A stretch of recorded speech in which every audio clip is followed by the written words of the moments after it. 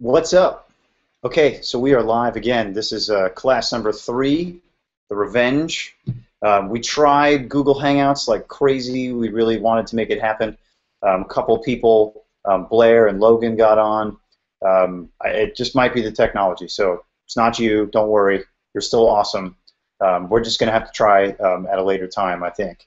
But at least we know it can work, and we can sort of do some conversating that way. But I thought, let's go through sketches together right now and look at homework and talk about next steps. Right tonight, I promised you guys even a demo through our transmission here, so I can show you guys how to get started with Illustrator. Okay, so let's take a look at some sketches. I'm going to switch my screen over, and we'll take a look at my courses. So everybody head over there, and I think a good way to sort of participate tonight would be to do comments, because it looks like some people started to really chime in with comments.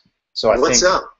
Okay, so we are live again. This is totally strange. That was weird. Okay, so let's go back here. All right. Blammo. Let's check out where our homework is posted. Come on, Mike. Where are they? All right. I'm going to have to look through this in another way. Where are we? Seriously. This week's stuff. Post sketches here. Wonderful. Awesome. Cool deal. All right. So, yeah, I took a quick look at these, and just definitely shout out to like Jason and a few other people, Hector, who are making comments. Right. I sort of quickly skimmed through, and I saw here that like not only are you posting your own work, but you're commenting on others, and that's important, right? Because I can say things 100,000 times, and then I start to sound like your parents. Or somebody really annoying. Way to go, Katie. Boom, way to get in on there. But if you guys tell each other, then I think it's going to really mean something more than just somebody on one side telling you what and what. Because in design, it's communication. So everybody's opinion matters. Of course, take it with a grain of salt. Don't believe everything that everybody says, but yes, of course. All right. So let's go through this. We'll start, Blair, with your stuff first. So let's see really quick. For this assignment, I chose to focus on my love of interior design. Way to have that love. That's great. My icon sketches are an assortment of iconic chair design. Klismos chair, Eames molded plywood chair, way to go. Wingback chair, Wiggle chair, Barcelona chair, and the Windsor chair. The JPEG image came through a bit lighter than I would have liked. But yes, yes, yes. Okay, love your feedback. Cool. Well, I think chairs is a worthy cause. Certainly because there's so many.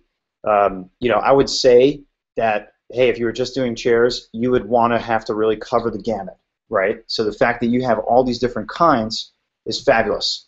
Otherwise I would say, all right, maybe we should try, like, maybe get a popsicle in there and a puppy, but no, this is great because these are very specific chairs that are going to need to be created in a very specific way. And yeah, you're definitely an interior designer. Look at this, guys. Look at these gridded thumbnail boxes with the baseline and cap height type over here. Crazy. Okay. Well, you've obviously been training very well in our program, so good for you.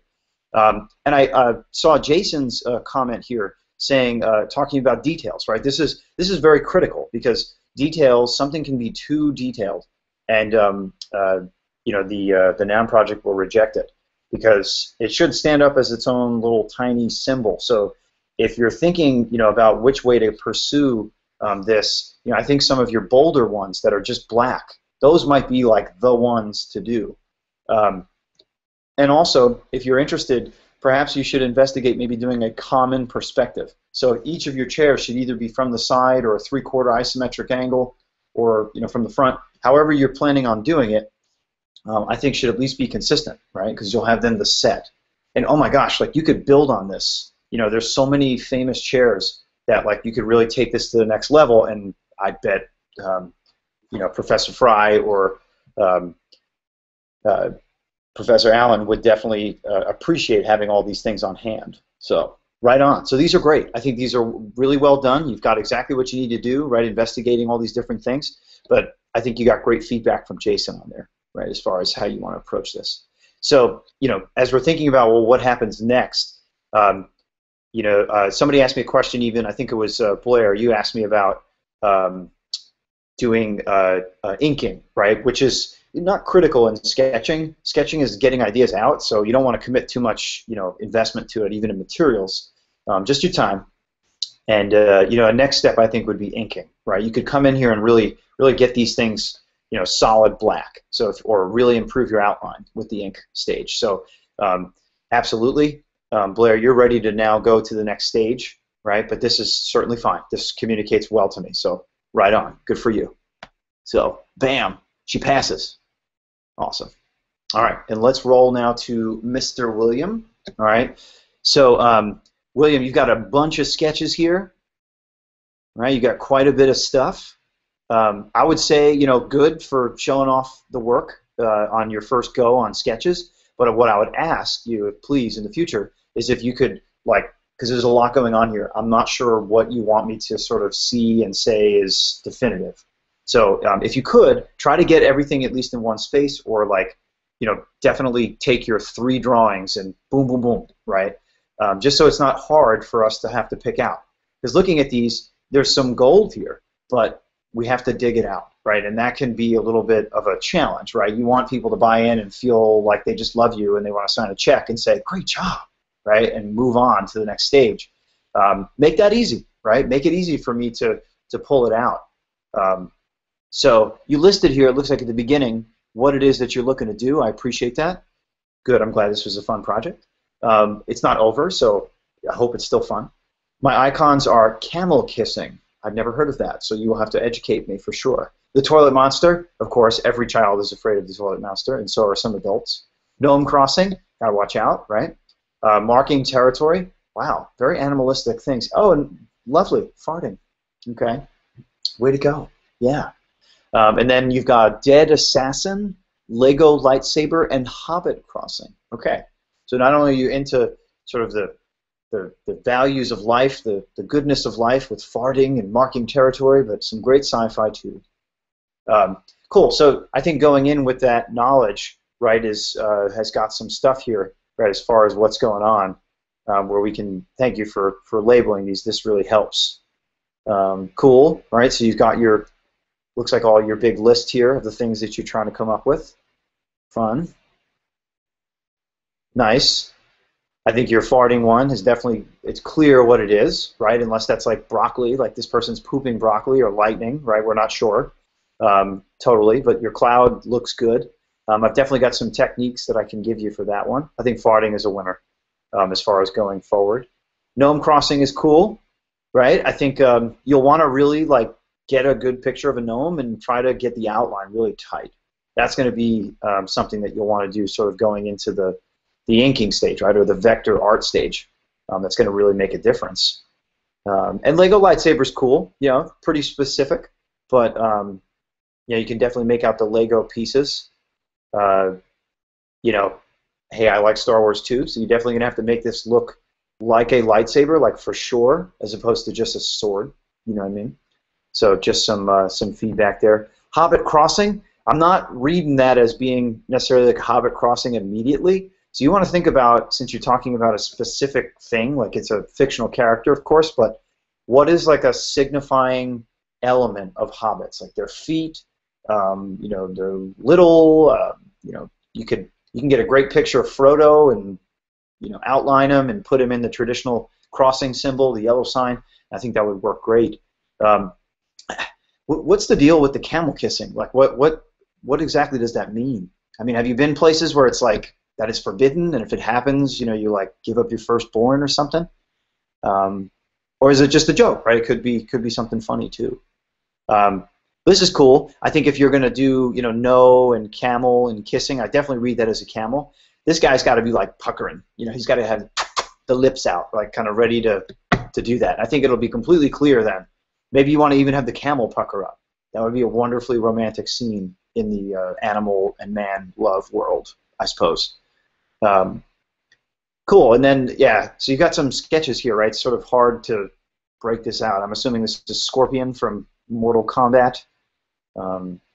Yeah. All right, so William, if you could, please, if you could boil these down, right? Get them to places where it's like clear what it is that you've got definitively. That would tremendously help picking these out. Okay, but good stuff. This is your first round of sketches, so I think getting this to this level is really important. Oh, it looks like here you've explained, oh, because you get MERS. Ah, very clever.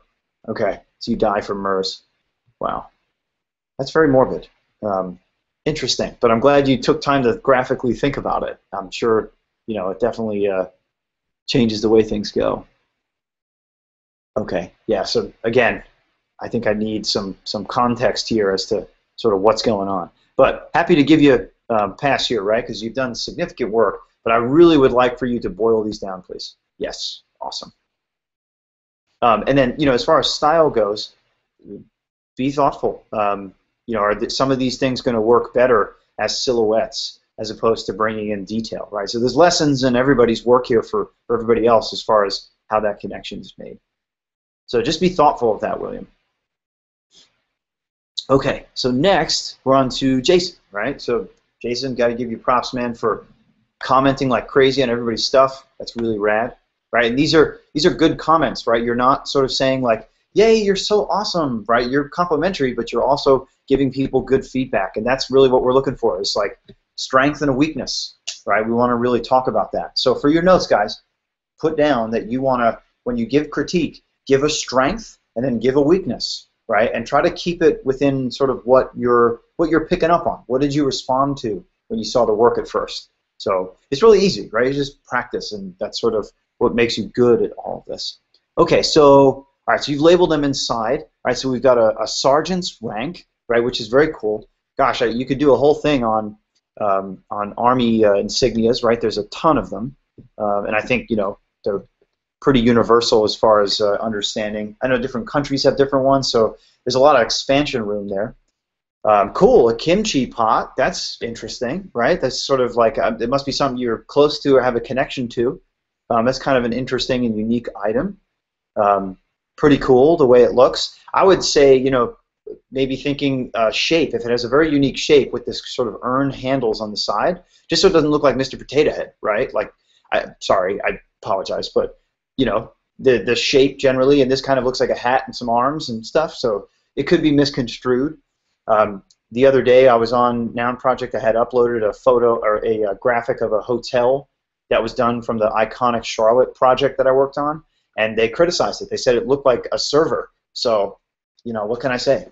Some people see things differently. So it's important to just, get that feedback. Okay, so here we have an Army beret. All right, so we're seeing some military themes for sure. Right, the flag case, like when somebody's buried. All right, for sure. And then, all right, mouse pad, sort of getting out of the zone a little bit here. And then a candle. Nice. Okay, cool. So the beret, I think, now that I know what it is, I don't think that it's steak. Again, I'm sorry. I really apologize for speaking just this way, but right, this is a criticism and feedback time. So, of course, these are sketches, right? But hear this. Just understand that, like, your beret could have the potential of looking like something else. You always have to sort of ask yourself, well, does my icon like definitively look like that thing? And after you've drawn it, you might think so. Why it's important to ask for other folks. But overall, what I'm really thinking is your strongest one is this one, where it's a darker part on the felt, and then perhaps the band is light, and then the little insignia, right, depending on what it is. Like I said, Army beret. So that insignia will have to sort of take on that general shape of what that is. So that's pretty rad. The flag case, I think these are pretty good. I mean, they're going to tell you exactly what it is. That shape is very common for folks, I think. And I would say try to go with the contrast level of the flag. So the dark part of the flag, the blue field, is called the canton, and that's what we're seeing, right? The canton of the United States flag. C-A-N-T-O-N is canton, and that's where the stars live. So I think go black with the canton and the triangle shape, and then white with the stars, and I think you are good to go. And lucky for you, there are star shapes that you can make right inside of Illustrator. So I'll make sure that you learn how to do that, because that's going to make it really easy for you. Okay, mouse pad's pretty good. I guess, though, again, it could be maybe construed as something else. So I would try to like incorporate maybe a mouse into what this is. Perhaps this is what you've drawn here. So try to think about like Apple mice, for example, like the super mouse or whatever, has a very distinct shape. Um, so those are things that you can bring in. Even a little cord. I know mice are wireless today, but showing the cord, I think, makes it like, okay, well, what is that thing that's connected to a wire? I think it's pretty definitive, right? We still have wired mice. So until it's completely gone, that metaphor still works. And then the candle, right? I think the candle's pretty good. I like what you did here with the lines. That's pretty interesting. I've been experimenting with textures, trying to get interesting, sort of shading and those sorts of things going on in my symbols. In fact, I made a few new ones that I've uploaded to Noun Project, which I'll show you in a little bit, and I'll talk through some of that process, and I'll open up my Illustrator file for you guys to check out. So that's my read on these. So I think definitely passable. Kablamo. Thank you for doing that, and way to go on comments. So pretty rad. All right, Hector. We got Hector's stuff here. Very nice, Hector. Right, taking separate pieces of paper, right, putting them together for the sake of the photo. I think that's fine, right? A little tough to read, but this is a design class, not a photography class. So this is totally fine. I can still make it out. All right, so let's go through these. So we've got, wow, interesting, diabetes. Wow, cool. So I'm not totally familiar with diabetes, but I assume, and you can please comment on this, if you wouldn't mind, in my courses here, just explaining, I guess, the positive, negative thing that's on the blood, right? So I guess that has to do with it. So, that's a really cool medical symbol. I bet there's a need for that. Diabetes is so common, so having a symbol for that sort of thing, I think, is really cool.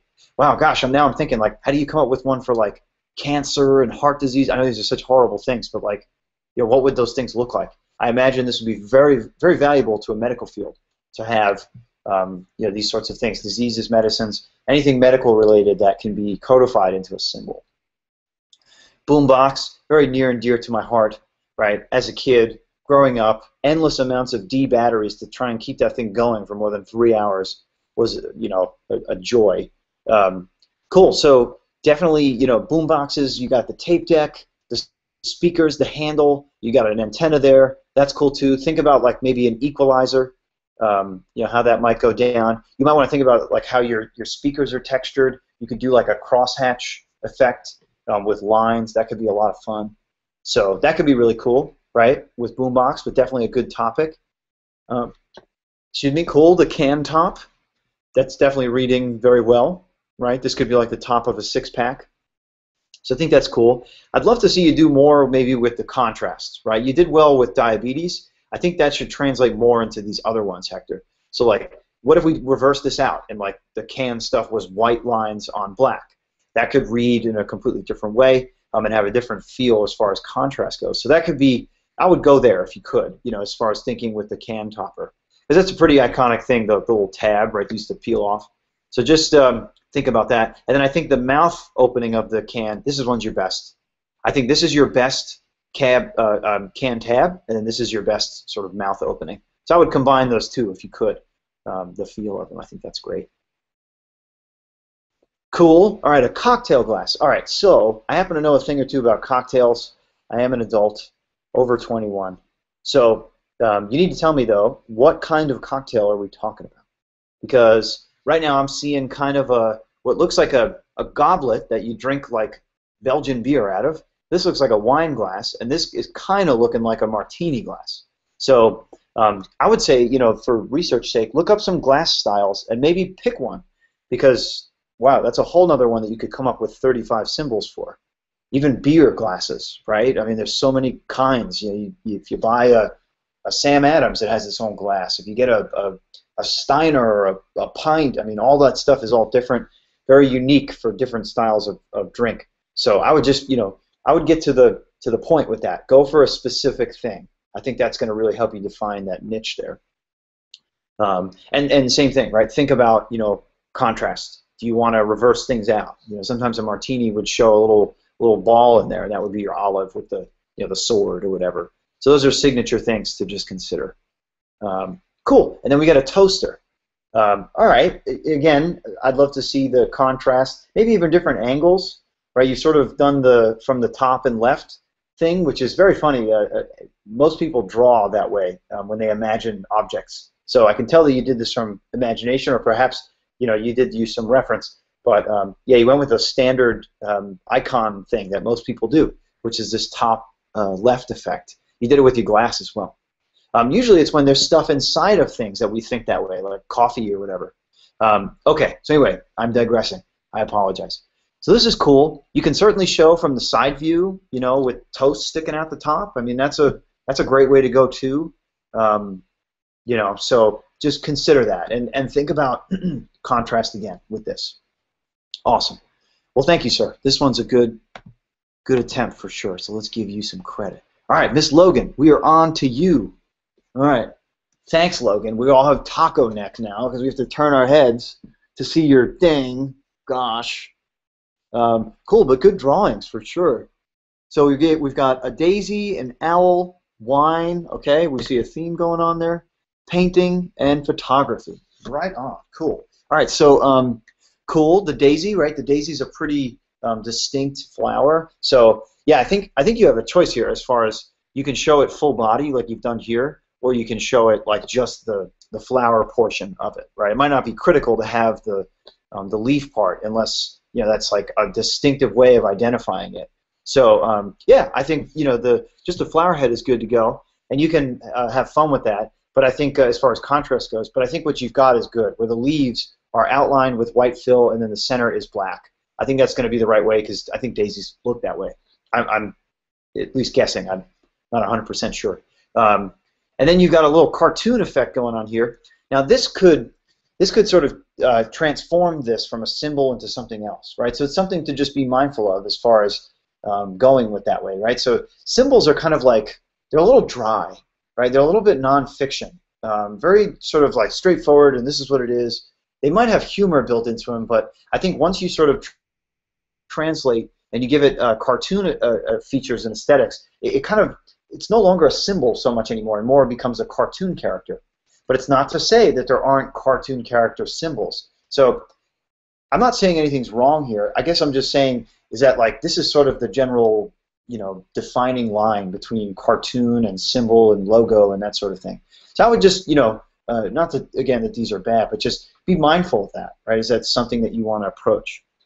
Cool. Let's move to the owl, right? This is good segue because you've got two owls here, which are very much on the cartoon side, and then you've got one that's a little more on the iconic side, right?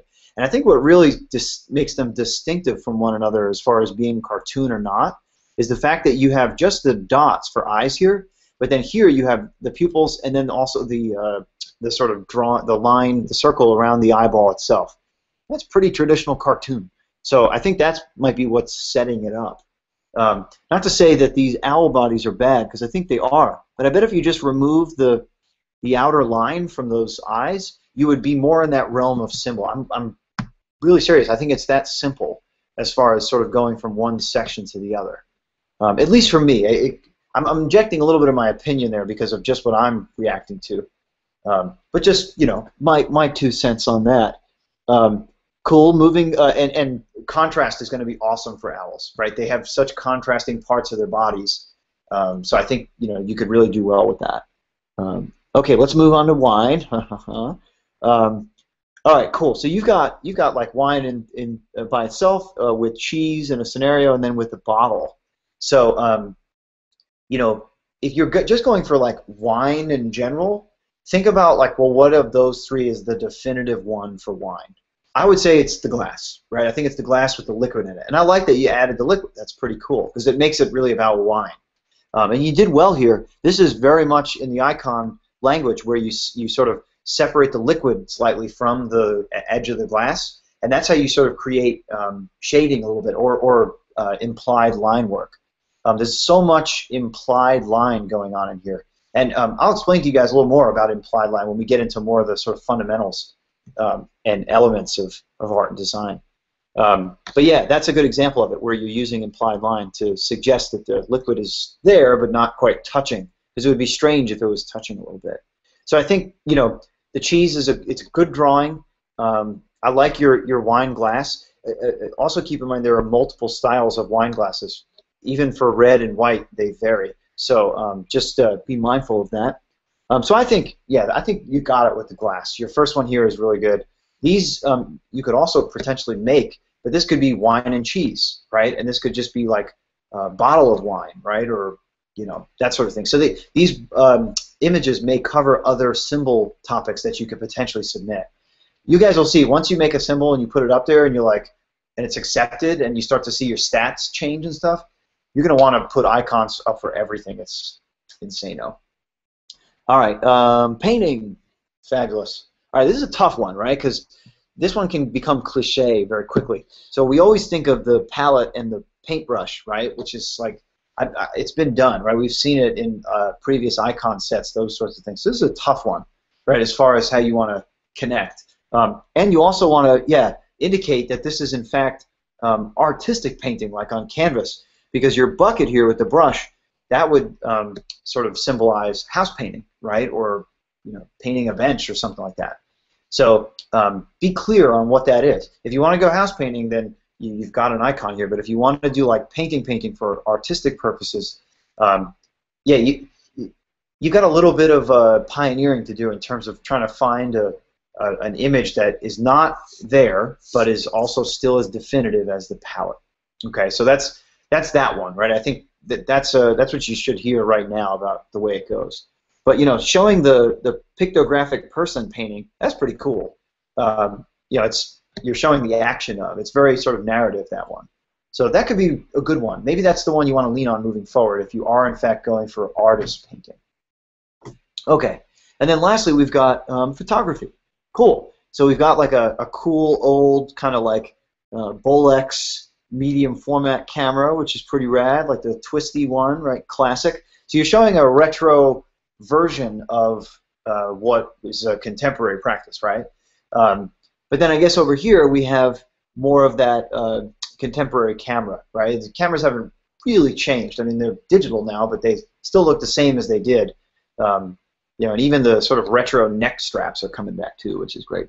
And then you've got here, which looks like a person. So you're talking about a photographer, right? I'm assuming that's what that is, right? It looks like a body and then someone's head behind it. So with a tripod. So that's cool, but think about, again, what it is that you want to sort of show as far as like the act of photography, because like really these are cameras, and yes, of course I know it's photography, but like do you want to show the act of photography, like a Polaroid coming out of a camera, or a print next to a camera, film, memory card? I don't know, there's kind of a lot. So yeah, just go for a specific thing. Try to niche out, what it is that you're really looking to do. So, Brad, very good drawings on these. These are definitely more than what I was expecting sketch-wise, and you did well playing with contrast. Just keep that in mind, right, going into the next thing, because essentially we're going to be sort of playing with shapes to get these things going. Okay, Jen. All right, let's see. I think I like the larger pages than the thumbnails anyway.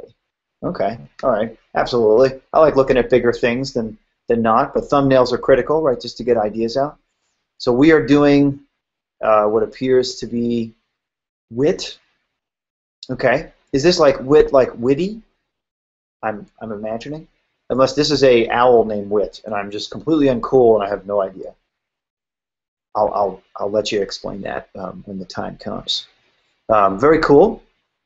All right, good. I was going to say, I hope we have more than one drawing of Wit. Very cool. So it looks like we're doing gestures, like the hand to the face, the right, the winking to sort of show like tongue in cheek, right? Sort of play up that metaphor. Cool. And you're thinking perhaps this is the one that we want to go with. I will ask, the eyeball is sort of looking this way. It's like pointing beyond me to over my left shoulder. So yeah, why, right? Do we want to maybe have this person looking at us, right? The owl sort of making that comment. So something to think about, right? Just sort of moving head. Very cool. All right. Okay. And we got something a little more traditional here. So you started here, and I guess you were thinking, what do I do with my fifth? Awesome. All right. So we're doing Mahjong, right? The great game with tiles. So that's cool.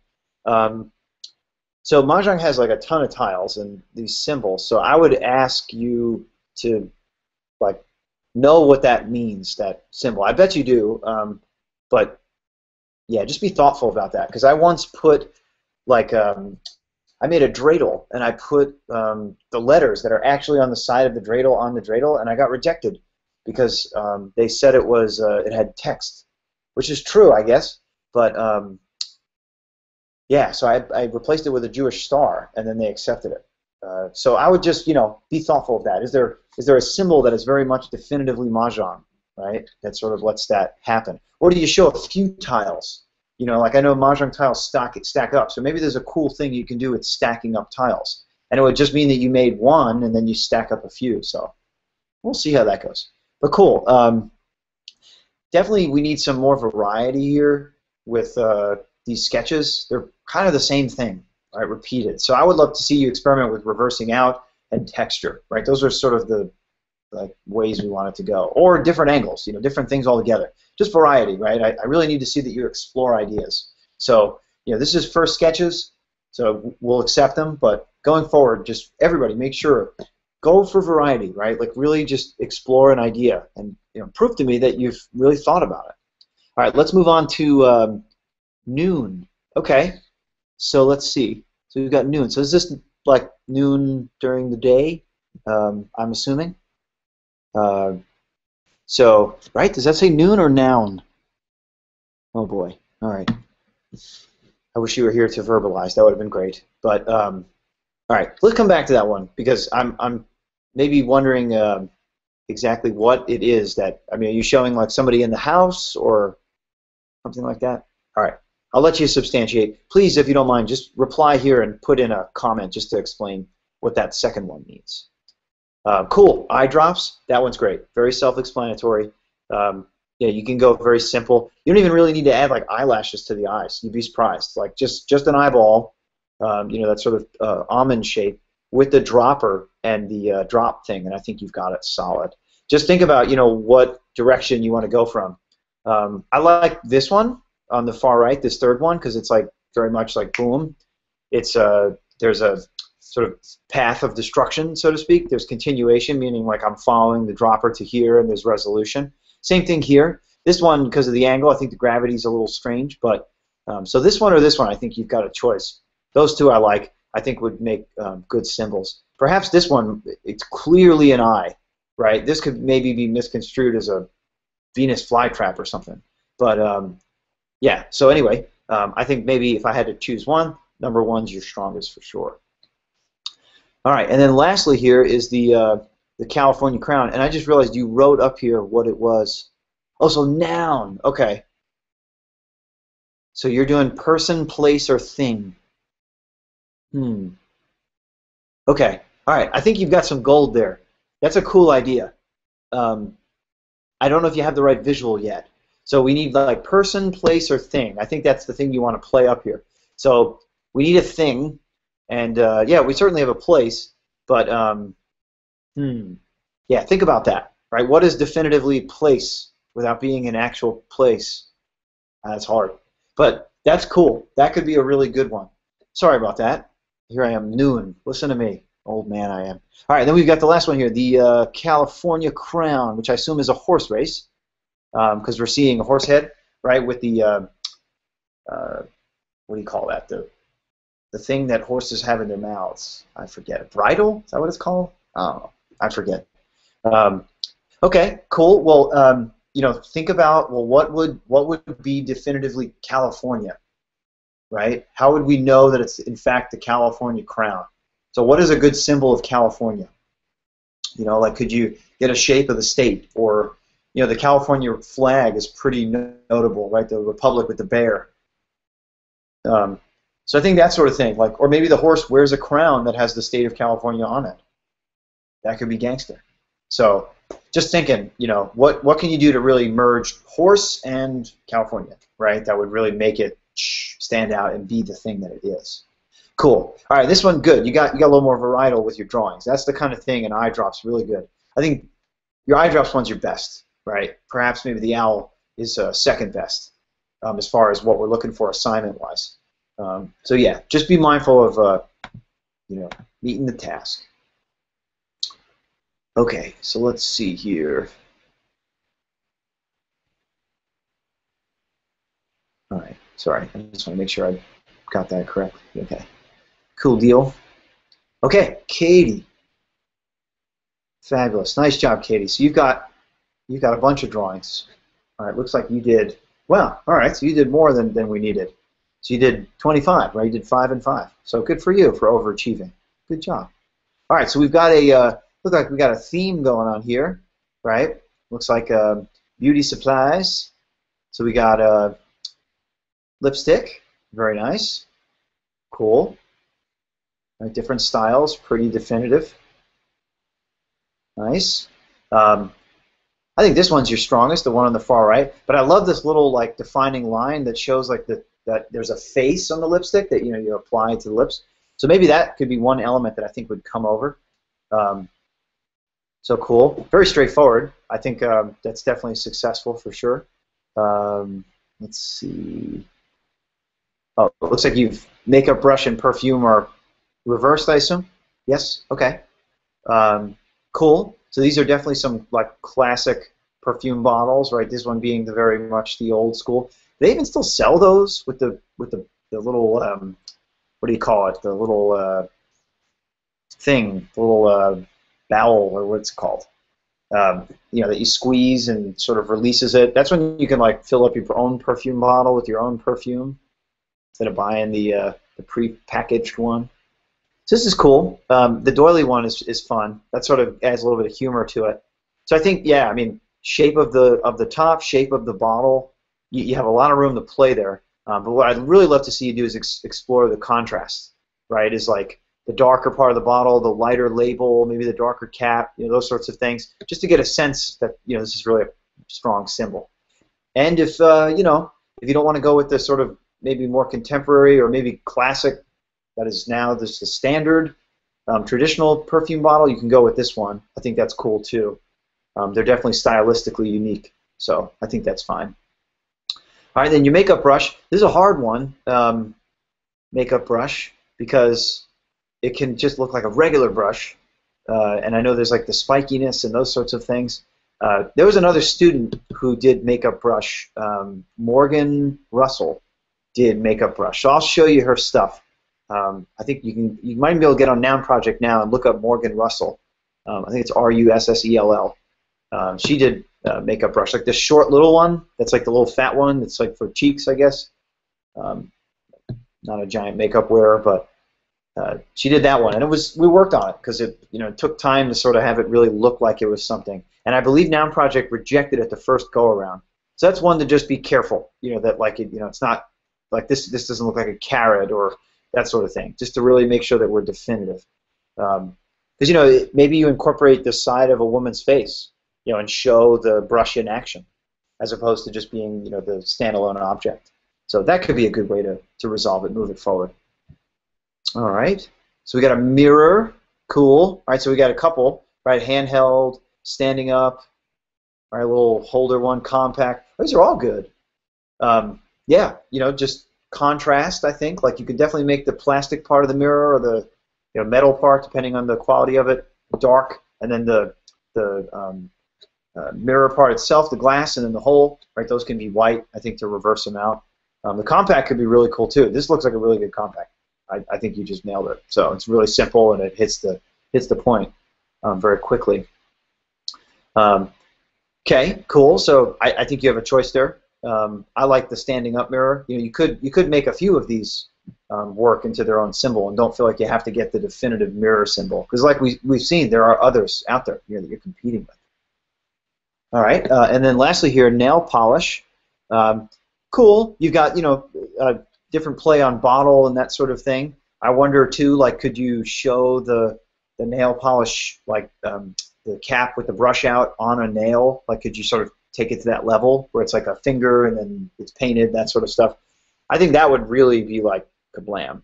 Because otherwise, like, nail polish bottle could just look like a small bottle. It could be perfume or, I don't know, something else, right? You'd be surprised that people don't have the literacy. But when you show like the thing in action, it might really help take it over the edge. But cool, good job, Katie. These are definitely in a good point. You've got multiple choices. You know, it's hard to, I think, for me to even say that's it, just because you've really explored the idea. So this is a good example, everybody, of really sort of exploring the idea. You know, trying different ways of approaching. And again, I think you could play with some more contrast going forward. So, all right, let's move on to Alexis. All right, so Alexis, wow, you've got quite a bit of stuff here. You've got it in book form. All right, let me see if I can catch these. There was no way to shoot them from top view, I wonder. But maybe moving forward, you can do that. That'd be helpful, just so I can see a little bit better. I'm getting a little older these days. All right, cool. So we've got a bunch. I guess could we like focus on 5, if that's okay? All right, I'm just gonna look really quick and see like which ones I think are rocking. Let's see. So Microwave's cool. The Space Invader's cool. Yeah, a lot of these are really good. I think your stapler is gonna be rad, because that's such an iconic thing. Like I think of Office Space and like the red line stapler, or the red swing line stapler. I think that's what they call it. That one's pretty cool. The grill looks pretty rad. Right, I think you've got like the kettle kind, the classic Weber charcoal, and then like looks like the one from the park, right? That nobody ever cleans, that you use charcoal on as well, and then the gas one. Wow, puppet's interesting. Very cool. The Master Sword. Love it. Okay, I know you got to get your pop culture stuff in there. Cool. Yeah, I think those are good. The TV, that's a very, very much done one. Chips is cool, but yeah, I mean, maybe showing chips could be fun. I mean, you definitely got the icon down. I think that's for sure. Pottery reel is pretty awesome. Seeing a Picto person spin a pot, I think that's pretty good. Definitely more so than the standalone things, right? Because if you don't have the literacy for that, you might not know what it is. Wow. All right. So Alexis, you've given us more than we can quickly comment on. So I would say to you, you're grown. Choose the 5 that you think are great, for the project. And then if you've got more to upload, then please upload them. Get going on these. You've definitely got a knack for creating these. So do it, right? You've got more than enough ideas. In fact, I think some people could steal some, right, and borrow them from you for sure. All right, then you got your back page. Cool. All right, you got a well. All right. I definitely can appreciate that. Just made a well myself. That's pretty rad. Wow, you got a lot of Legend of Zelda things in here.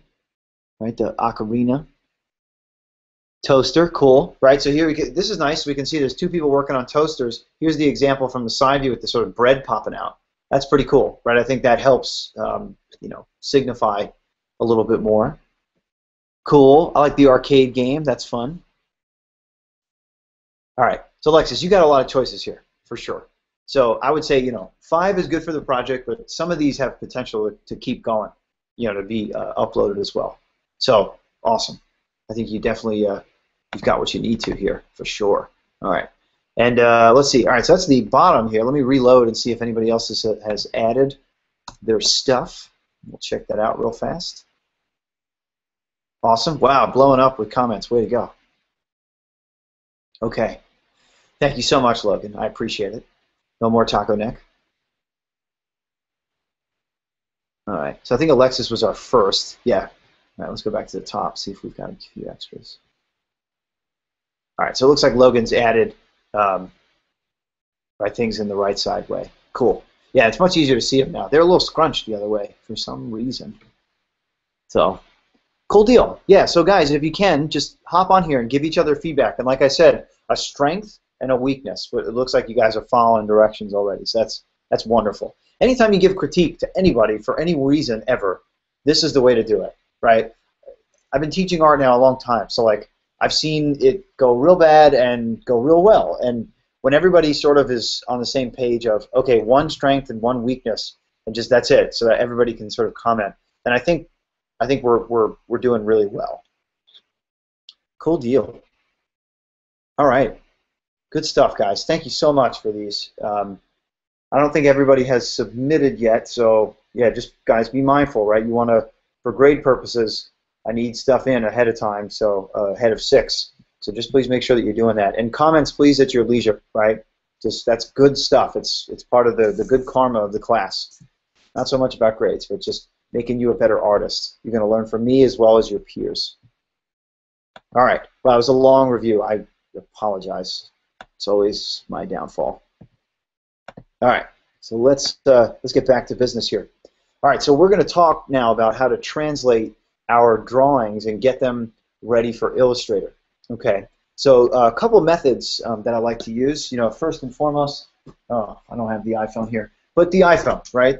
Taking pictures with your camera, and what I like to do is go outside and you know, take your drawings and sit them on a stoop where there's a nice bright light, and just shoot, right? Be mindful that you don't have any shadows and things like that, because now you need this image not just for posting to my courses, but now for being able to use inside of Illustrator. Okay, so that's going to be a critical thing. The other thing you can do is if you have access to a scanner, you can load it up and then just scan your images and right from your sketchbook, and you know, you can do them high res if you need to get close. But that's good too, right? That's another way of doing it, and you're guaranteed to have a nice image as opposed to just a photograph. And then the last thing that you can do is if you have a Mac or even a Windows machine, if they have any camera sort of things. So let's check this out real quick. You can use, this is what I call the student scanner, right? Is we can use, oh, hang on a second, I'm going to share my screen. Oh, I went to the wrong place. Hold on a second. Eventually I'll learn how to do this well. Okay, so here's Photo Booth, right? Remember, if you have a Mac, then you've explored Photo Booth to no end here. We'll get this thing full screen real fast. All right, so if I was, if I was doing some work here and I needed to scan in some sketches, right? If I was, let's just see here real quick. I'll make myself a martini glass, right? The triangle with the. Okay, so if I didn't have a scanner or an iPhone, but I had this thing going on right here, I would hold this up or get it as close as I can to my camera, and then I would just shoot. Boom. Okay, so there it is, right? I now have this image that that I can use. Let me get out of full screen here. It's no longer necessary. Well, I got a lot of windows open. Let me hide a few things first. Because what you can do then is this image, if you are working, in fact, on the Mac. Here, let me hide Finder. Okay, cool. Wow, I've been busy today, so sorry. Is in Photo Booth on the bottom, you'll see you've got these images here, and I've got a few things. You can take this image right here and drag it and drop it, and it will go right onto your desktop. So you now have that image ready to roll, right? So this can be opened in Illustrator and then used for tracing purposes. So that's what I'm going to show you guys first here today, right? Is how you can then take this and plop it into what it is that you got going on. All right, cool. So if you guys would please, you can work alongside, open up a little window with me in it, with my screen, and then you can also open up Illustrator, please. So if you guys would not mind opening up Illustrator Creative Cloud, that would be rad. So I'm going to open up mine. Here it is. Exciting. I love that intro.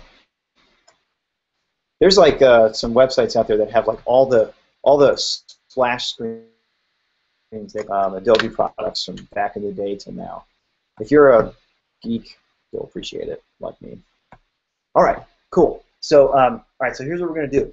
So we want to start to prepare our graphics in one Illustrator document, and then we're going to start breaking them out into separate pieces. So we're just going to work straight today with just using letter. All right, so that's exactly what we want to do, and we can go orientation, horizontal or vertical. It really doesn't matter.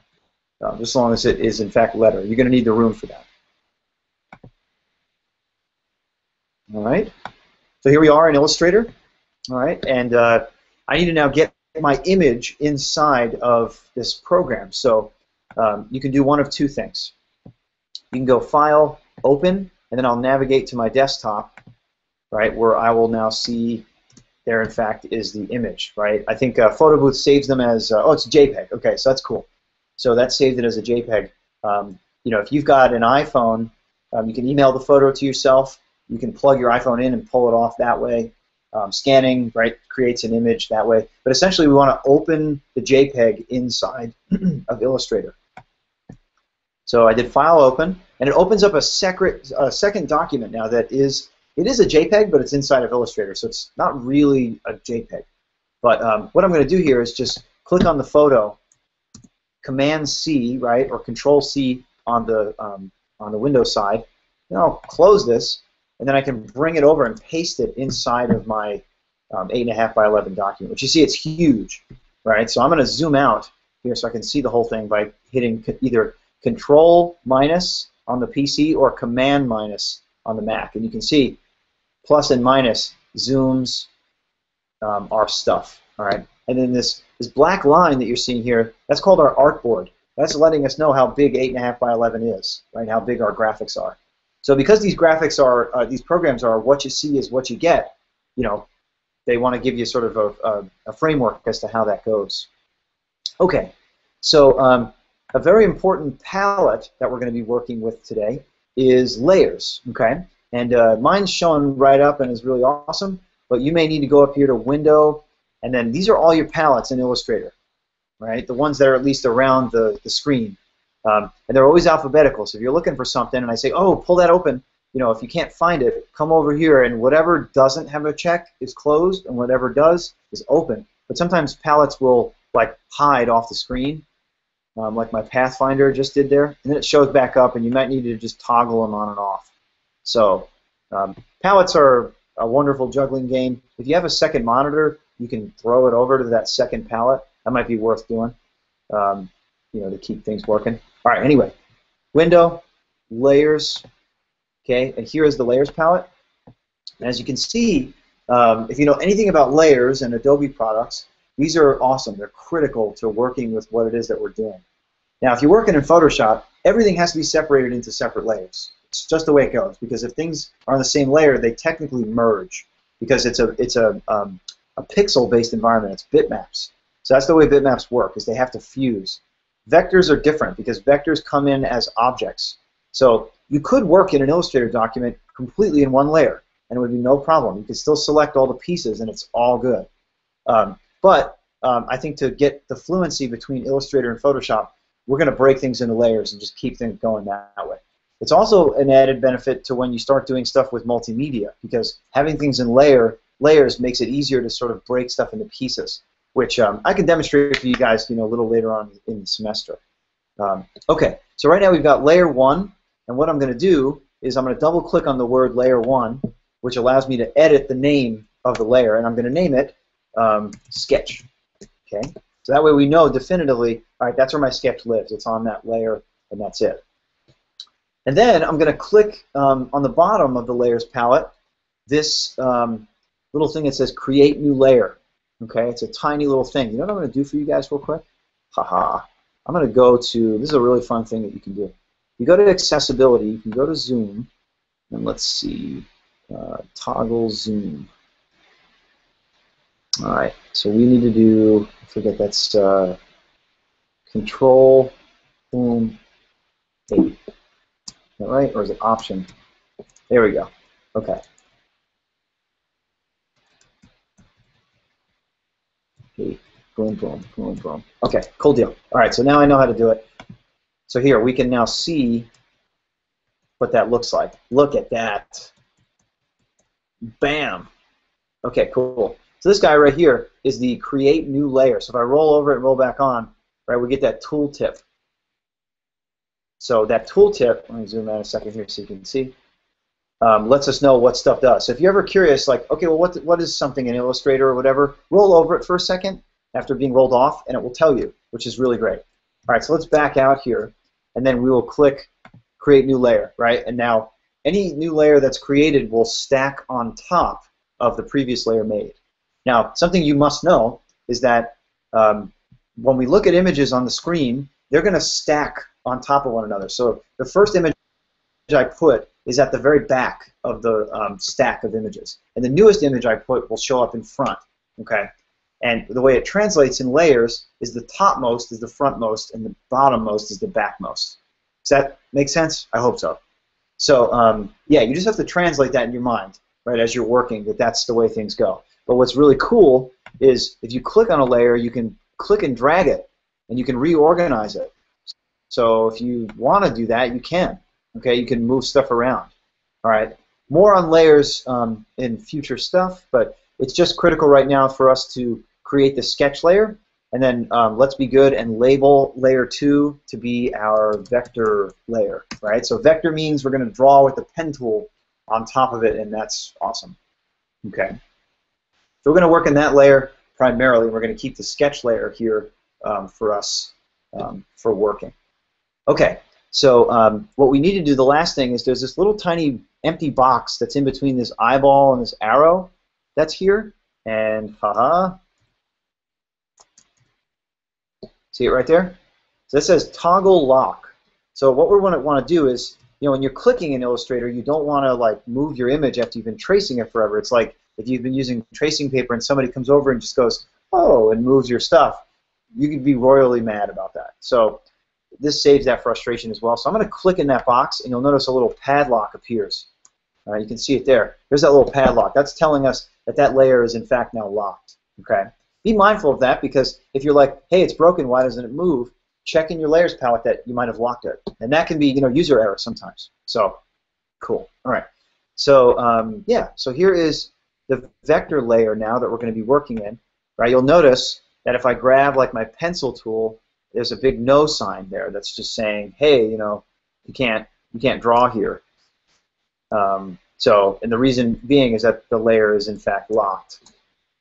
So if we go to our vector layer, you notice that's not the case anymore, right? The symbol is now a little dot, right? Which means, yeah, start drawing, do your thing. So there is the pencil tool. So what I'd love you guys to do is click on that and just try it, right? It's the pencil tool's right here. And let's see if I can zoom in. Yep, there we go. There's the pencil tool. Oh, I don't have the, hang on. It used to be like the smooth transition stuff. Let me just set that up real fast. Accessibility, smooth images, okay.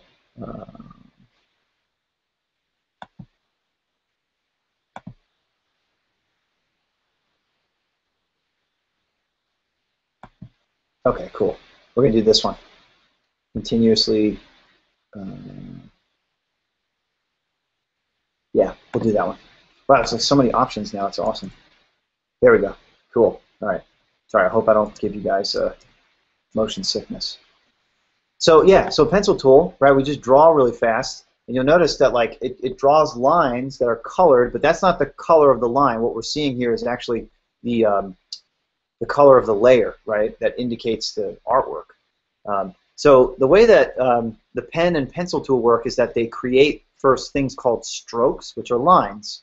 And color-wise, when we're concerned with these things, you'll see that there's stroke and fill right here in the palette, right? And what that does is that's telling you about the outline and the fill inline of what it is.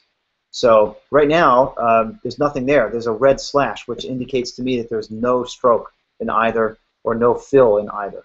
So if I click this little box right here, it's default fill and stroke. So you can see it's filled white and black, right? But let me zoom out, because what we're looking at here is a broken shape. All right, I zoomed out zoomed in the program, right? So here the shape breaks, right? Because it wants to fill, but it's only going to go as far as you filled it. So that's the way that sort of works. Okay. So the way that we work with shapes is that, I wish this was the case, but if you roll over now that we've drawn, or if you roll over with the pencil tool on the end point, you notice I get that little half slash. You see that little line that's showing up there? Let me get in close there so you can see. There it is. Okay. So that's actually like looks like a spare symbol. If you've ever bowled, right? You know when you play in bowling and you knock pins down the second go, you get a spare. It's half an X. So that means that you kind of got, you did it through half the means. What's nice though is that like this is sort of saying, it's almost a good metaphor for drawing, because it's like, oh well, it's kind of like a continuation of what it is that you're doing, because there is an X also. So the bowling metaphor translates well. So anyway, I can keep drawing now, right? And what I'm being mindful of is trying to get my pointer to reach there. And you see that now that little dot appeared? Let me see if I can zoom in here and you can see. Yeah. You see that round circle? What that means with the pencil is it means shape complete. That if I let go right now, that the shape will complete. In fact, there we go. It just did, and it did. Okay. So we now have a complete shape, right, which is really cool. So that's the thing, is that like shapes need to be filled. It's not just like you paint it in. They need to be complete shapes in order to work out. So yeah, so practice, right? Try to make complete shapes. So like try to make as best a circle as you can, and you'll see there it is. In fact, it now completes. Right? Try again over here. Boom, there it is. Right, completing shapes. Wonderful feature in Creative Cloud Illustrator is the smoothing of the line, but then also the fact that the pencil tool now has this feature. It used to be pen only, but I don't know, the engineers maybe got tired of me complaining on the forum, so I thank them dearly. All right, so that's pencil tool. We'll use it a little bit for this, but we're going to really master with this demo today is the pen tool. And the reason is the pen tool is the tool in Illustrator, right? Like if, I don't know, I'm trying to think, well, I guess spray paint might be like the tool, or the rubber stamp tool or something is the tool in Illustrator. This, in Photoshop, this is the tool in Illustrator, right? And it's right here. This guy, it looks like an old fountain pen, right? It's the pen tool. Okay, so we'll choose it, and you'll notice, right, it has a very similar look to the pencil tool with the asterisk showing up first. Okay, and I can now start to play with this. And the way that the pen tool works is you can't just draw like you were doing with the pencil tool, but it's actually a plotting of points. So if you notice when I click and drag, which is what I was doing with the pencil tool, I'm not getting the same effect. I'm getting this sort of like from a single point, these extendo ray things, all right, which means I just plotted one point and then I pulled its Bezier handle. These are Bezier handles. Beziers are curves, all right. So here's the power of the pen tool. Watch it in full force. So I click to make an initial point, and then I click and drag to bend it, okay? And then I can click again and again, and I'm clicking and dragging, and then ultimately I get to that anchor point, and then I close it. And there's my shape, right? Let me fill my thing there real quick so you can see. Here's my shape, right? Now, the thing with the pen tool is that it gives you less freedom, but it gives you more control, right? Because now what I can do with this is I can come back in with so these arrows, right? Two other tools to know. The black arrow is the object thing. I can pick up my object and move it around. Okay, really awesome, right? Notice there's a bounding box. So I can scale it if I want to. Lots of great features. But then this white arrow is the direct selection arrow. This lets me get at points and do this. I know it's not beautiful, but when you're working on something and you get like the curve perfect, you're like, yes, right? Like, if you're drawing for real and you get that curve looking good, you're stoked about it. But if it's not quite right, well, this is where digital technology comes in and lets you tweak that line, right? So all these points are bendable. Even these Bezier handles, I can grab them and then do stuff like this, and like bend curves and really just have control. I mean, it's really awesome. So the more you play with these things, right, the better it is. So the thing that I teach students a lot with Illustrator is get the lines down. You know what I mean? Like, here, quick demonstration. Watch this. So if I take my martini glass here, I'm just plotting points. I'm actually not clicking and dragging. I'm just clicking and moving, right? Because a martini glass is pretty rigid, right? But as you can see, this martini glass has had a little too much to drink. So what I can do is I can actually move the points so that that line is straight, right? I'm grabbing points with the direct selection arrow so that that point is absolutely straight. All right? And it's just really great to have this flexibility as far as how things go. Also, I can grab 2 points at a time. If I hold the Shift key, click on one, put my finger on the Shift key, and then click on another point, what I can do now, and I let go of Shift, I can now drag both points at once. Right? So if I just wanted to make the stem of the glass a little taller, right, a little more on the cosmopolitan side, look at that. Right? All because I can control points with the white arrow, the direct selection tool. All right? So quick recap on that. Right? We got selection tool, which is the black arrow. If I click and release on a shape, it's now selected. Right? I can scale it. I can do whatever. And I can drag the whole thing at once. All right? Really, really helpful. Really powerful. This is lets you grab objects. And then the direct selection, toggle over to that. Right? I still could pick up the whole object, but if only when I click on the very inside of the shape. Watch. If I click on this outer line, I can drag just the line. Right? It's pretty awesome what you can do in Illustrator. And then just one point. Or like I said, click on a point, hold Shift, and then click another point. Right? You can lift them both up at the same time. Now, one thing that I'm sort of glossing over, and it's because I've had practice, is it's hard to grab points. Okay? And sometimes you're going to plot extra points, and that's okay, right? It's like you just got to practice and try, and you'll see sort of how this goes. But the thing to get good at first is scrolling over and waiting for that pop-up to appear that says Anchor. Right? Take a look at that for a second. See where it says Anchor right there with then coordinate points and that sort of thing? Right? As I'm moving my mouse around, I'm getting these things called smart guides. Right? Sort of Illustrator's telling me like what's up. This is a path, and that's an anchor. So they do different things. So if I grab each one of them, then they would do different things inside of my project. So practice for a second, right? Click on a path. And the thing to do, sorry, let me back up here, is click outside in the gray area, and then click on the path when you see that thing pop up and release. Right? Don't just click and drag immediately. And now click and drag. And you'll see that you get access to like just that part of it. Let me back out here. Okay, so just practice that, right? Take 30 seconds and experiment with the direct selection tool on any shape that you draw. Okay, it's really, really cool.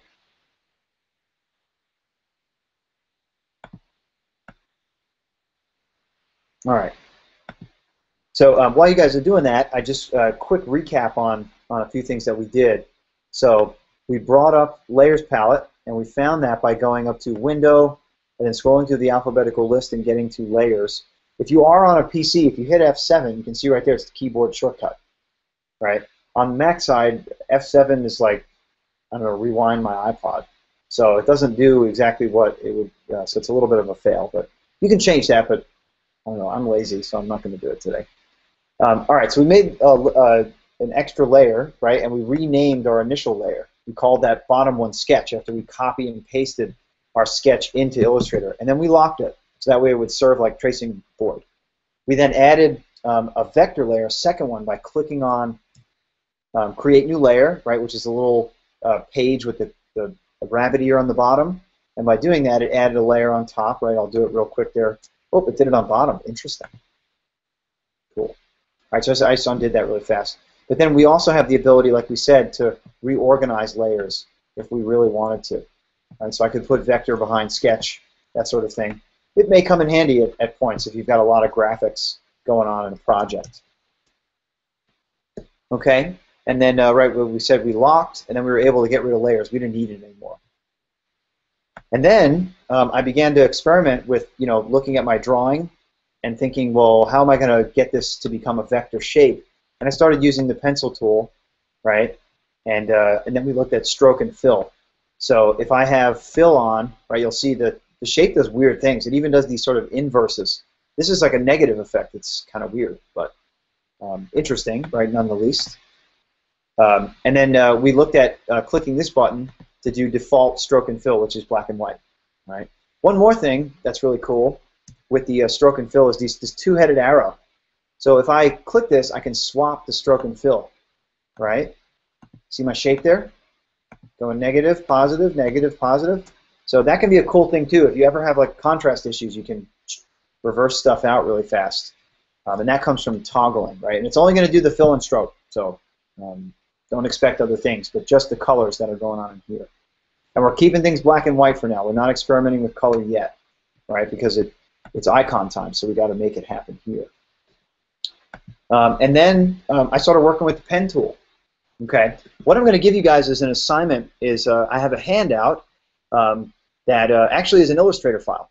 And what you guys will do is you'll trace the shapes that are in there. Okay. Let me show you a quick thing, because this is going to be like before I set you up trying to get things vectorized down this process. We're going to practice. Okay. So let's see. Let's go to fundamentals of yes, yes, yes. Let's see. Where is our pen tool? Composition. 3D Photoshop. Worksheets. Sorry, I was off screen.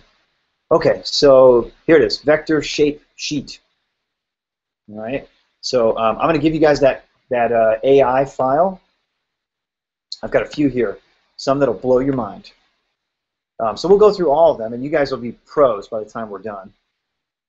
Okay, so saying font problem. All right, so here it is. So what I have here is this bitmap shape, and all this is locked. So you can just like go to town. So I'm going to upload this right now to my courses so you can experiment with it. But what you need to do, you get your pen tool out, zoom in on a shape that you're working on. I'll take this car shape to start, and just start to get a feel for how things kind of work.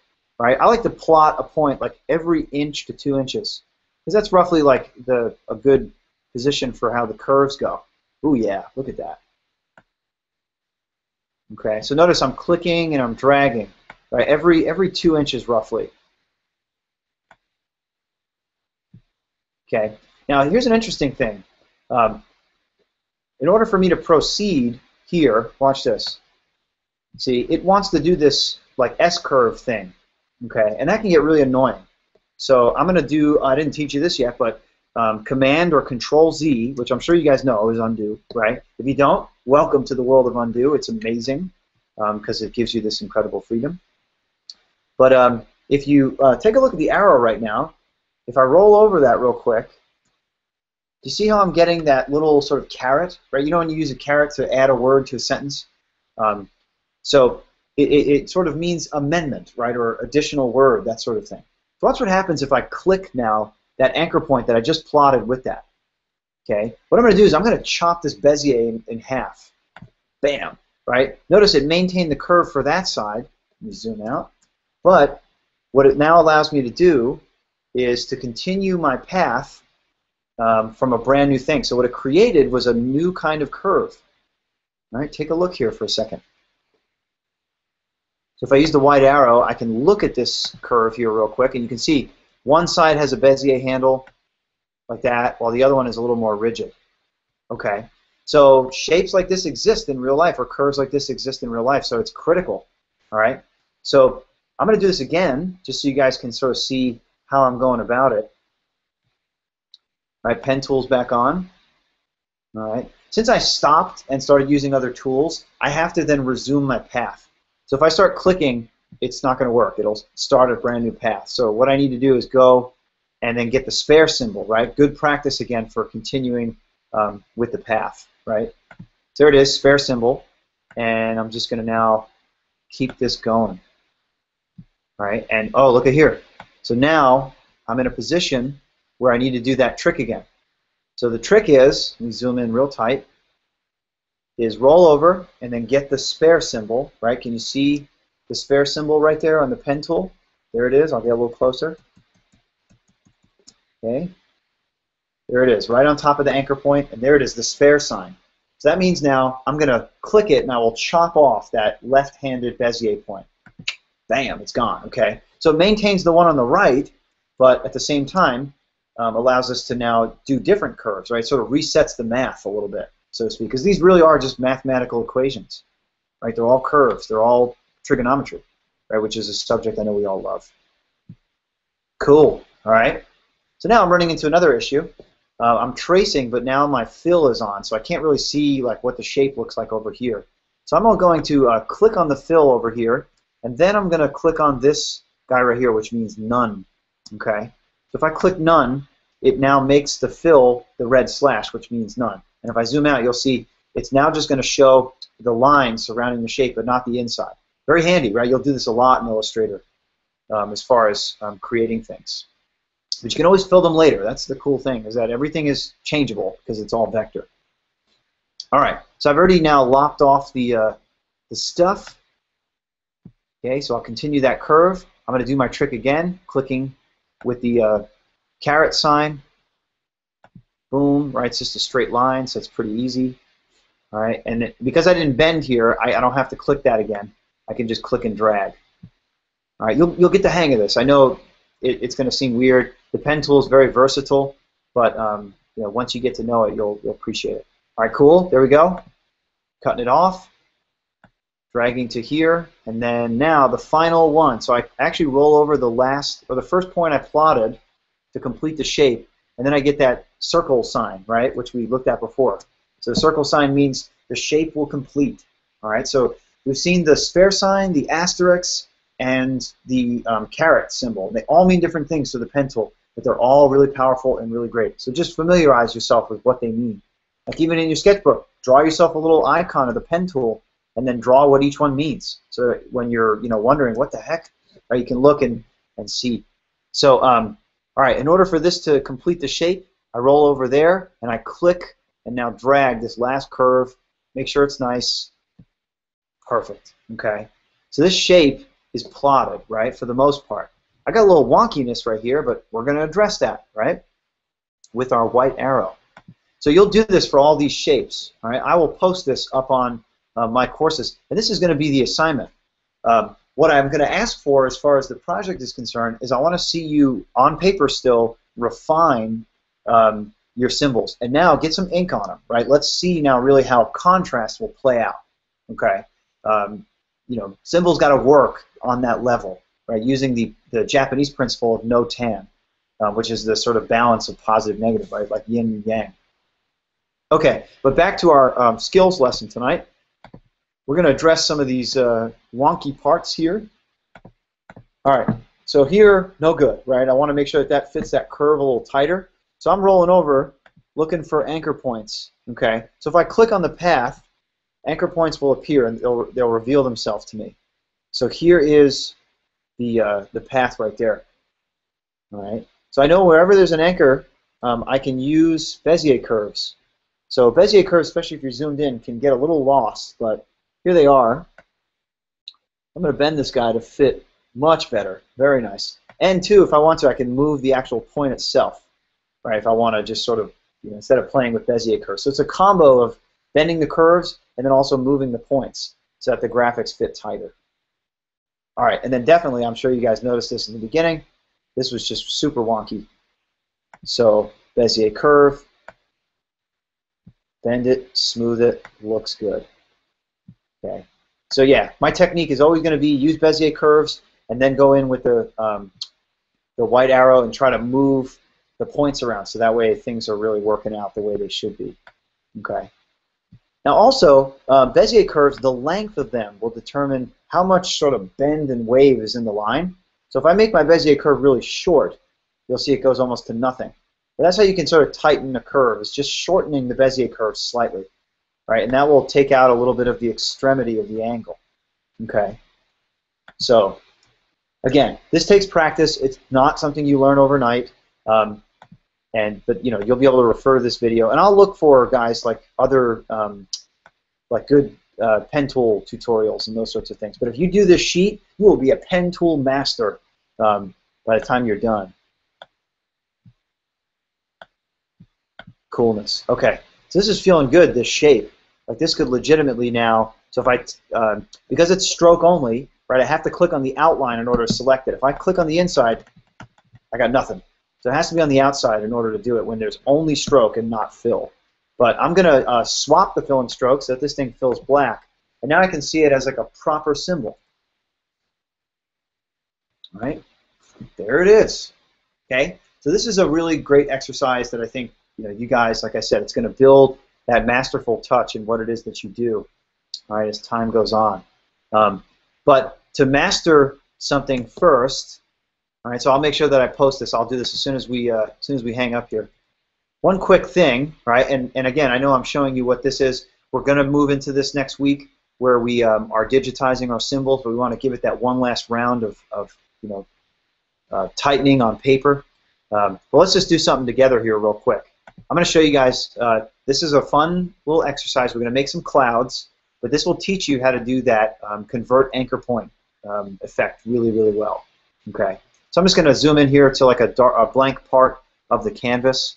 Okay. So watch what I'm going to do. I'm going to do click to plot our first anchor point.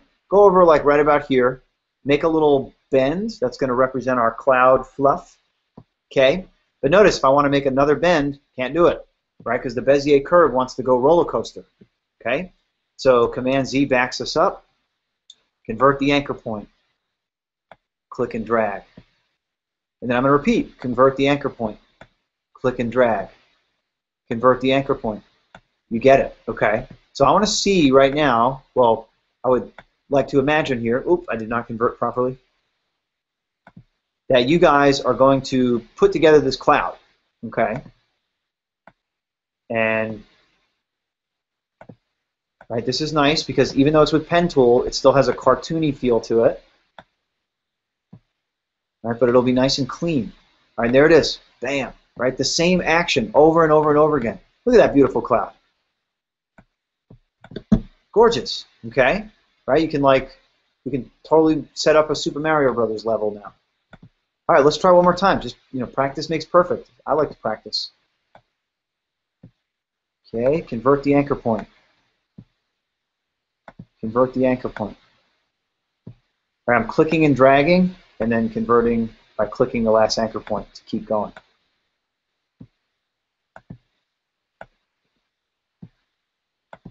Oop. Okay. I don't try to repair stuff. Command Z, just back up. Just back up a step and stay where things were good. Awesome. Okay. And again, right, we've got the ability to play with the Bezier curves a little bit. Right, and I can fix that little sort of wonky part. Cool, okay. So we've got some clouds, and they're all handmade, right? It's all beautiful vector handmade stuff, okay? So try that right now, right? Really try to make yourself a couple of clouds. This is great practice because you really learn how to plot the points. You're thinking about the distance between points, how much drag you want to do to get a curve, and then also converting the anchor point. That's a critical thing. All right. So normally in class, I'd be able to walk around and check out how you guys are doing. But you're all already awesome, so I know you're doing so well. But please practice this, right? Just try to make as many clouds and things as you can. Okay. This is all in lieu of going to be creating the thing that we're going to be creating. Okay. So I remember we did layers. We talked about pencil tool, pen tool. All the features of the pen tool so far that we're using for converting anchor point, continuing lines, all that good stuff. Stroke and fill, right, for doing the things that we're doing. All right, just click on stuff if you're, curious about what it does. And then also, like we said, roll over any feature that's there because you'll see a tooltip, right, something that says what something is. So it's really helpful. All right, cool. So, yeah, I'm going to post right now. I'll do that while you guys are doing your sketches there, right, of the clouds. I'm going to post the vector shape sheet piece right up on our this week's thing. So that'll be the you'll have two assignments today where we continue drawing, like enhancing the stuff that we're doing with ink, and really like trying some of the things that we discussed, or at least I mentioned in the spoken critique, and we are then going to do this vector shape sheet. Okay, so you guys will complete that, and then what you'll do is you'll post the Illustrator file up on my courses. Okay, and I'll just pop that open and I'll give you credit for completing it. All right, we don't need to all look at that. I mean, it's the shape sheet, so it's everybody's doing it. It's all good. All right, so let me get there real quick. Okay, worksheets. All right, so by the time you guys do this, you'll be able to even master doing typography. All right, so this is another vector shape worksheet. And then here's my second one. This one's very complicated. All right, so we're going to get there. Okay, you'll be surprised. You really will. All right, so yeah, I'll give you guys the AI file. All right, so take a second to upload there. Cool. All right, so now everybody has access to that. So if you're on my courses right now, you can reload my courses, and you'll see the vector shape sheet is up there, the Illustrator file. Okay, so that is for you guys to get going on. All right.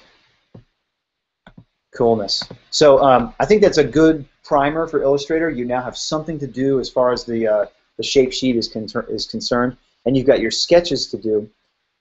I thought we'd talk a little bit tonight about, I've got a quick little lecture here for us on Gestalt theory, and this is cool because this is like the sort of psychology and stuff behind design. I'm always fascinated by this stuff because, like, you know, with behavioral studies, it's hard to really make definitive calls on things, but Gestalt principles are really cool when it comes to at least sort of gaining perception. This is what advertisers use when they are, you know, really thinking about what it is that they want to sell you as far as products go. Okay, so this is from Spokane Falls. Really cool stuff. So got to give them credit there for good, simple write-ups on what Gestalt stuff is. So Gestalt's a German word, right? You can read here. It's part of a theory, but it was used to sort of look at visuals and information and how it's sort of connected to people and how people perceived like what they were.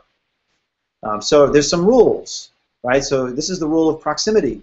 So when stuff's near each other, it seems like it's related, but when stuff is far away, they seem to not have a relationship, right? So you look at ABC, they are friends. CAB, they're maybe not so much friends, but B and C are really tight, and A wishes that they were friends with B and C. Just saying. So keeping things together, the space between things is very much critical to seeing how people perceive their connectivity, right? So you can see some examples here, right? When stuff's all gridded up, you know, nice and neat, same proximity, they appear to have a balanced relationship and are one unit. While these guys scattered, right? Maybe some of them have a relationship because they're slightly closer together, but it's more likely to be perceived as something that's separate. And then here's some examples of where, you know, unified wholes are really great, right? You can see this this logo here has the same shape repeated, but it kind of makes these like people tree, and then they appear to become one shape. And then same with Unilever, right? All these separate little items form up the U in Unilever, right? Great example of implied line. We talked about that earlier. So you can see implied line around the edge because the items come and form this up. Our mind and our eye fill in the rest, and that's how that works. We're sitting there going, okay, cool. Wow, implied line. I get it. Looks like a U. Fabulous. Okay, rule 2 is something called similarity. So this is when objects look similar, and they can look similar in terms of color, shape, texture, all the elements of art, and contrast, scale, position on the page. There's a lot of stuff that they can do, right? Typography as well. There's a lot of things that will have similarities. So you want to, as a designer, when you look at anything on a printed page or screen, what's similar, right? What's close together, number one, and number two, what is similar? Because that's what people are going to pick up on and feel as though those objects are related. So you look at this this image here. Really, this is what they say here: 11 distinct shapes, right? But because of the similarity of the sunbursts to the eagle's neck, it appears to sort of come together and form cohesion. So this is a very smart approach, right? Where shapes are what are similar, right? Color as well. Okay, now the antithesis of similarity is something that you can use to your advantage. It's called an anomaly, right? So anomalies draw attention because when things are similar, they appear to be in lockstep, in uniform, right? So you're looking at flamingos standing, and they all are looking the same way, and then all of a sudden one looks to the right, while the others are looking to the left. Like we can see here, the man is jumping while the others hold hands. That's called a visual anomaly. That can attract attention. It's good or bad, right? It can be good and bad. So A visual anomaly could be that you have negative space somewhere while the rest of the page is filled. So therefore, it becomes an anomaly, and it's like, well, what's going on there? So what you should do is that you should use it to your advantage, right? Realize it becomes a focal point, but play it up. Try to use negative space wisely. Try to use anomalies wisely so that people are drawn to that special thing, but it's at the top of the message or at the beginning of what it is you're trying to say and do. Okay, so this is a good one, similarity. It has like a good and bad sort of connotation with it. All right, number 3 is something called closure, right? Closure is great because it really gets to this point of implied line, right? So it says it occurs when an object is an incomplete or space is not completely enclosed. Like we said with implied line, our eyes fill in the rest. So we're okay with this saying IBM as opposed to it being different little rectangles. You know what I mean? So that's something that is happening in our brain. We're hardwired enough that we can get these things. So again, something to just know, so that way you can play with closure and implied line. Right? You can see some of the examples of these logos. All right, so these are 2 very famous examples of closure. So here is the WWF, which is not the World Wrestling Federation, but the World Wildlife Federation. It was a funny court battle. But you can see the panda's head and its back are not outlined, right? It doesn't have a continued line. So that's weird, right? But it still works because of this notion of closure, because Gestalt theory has sort of revealed to us that implied line can be filled in with what the brain sort of fills in. And then over here, this is a very famous graphic design poster that was for Harper's Magazine done by the Beckerstaff brothers. Yeah, you can see that they are using implied line, but there's not even a color change like there is here with the panda, right? There's it doesn't have a color change either. But wow, it's like we really feel like it's there. Like the line sort of even kind of shows up invisibly gray. I don't know, at least it is for me. I could be out of my mind, but implied line is a really cool optical illusion that when taken advantage of well, can do some really rad things. So this leads very much to this idea of continuation or common fate. So because we live in a physical world, physics plays out in the flat surface as well. So when we look at these things like this, we think that a ball is bouncing because what we're seeing is decay, right? Like the kinetic energy, the decay of the ball. It doesn't have as much momentum and potential energy anymore. Wow, look at me with all the science terms. But it looks like it's bouncing and then bouncing off the page.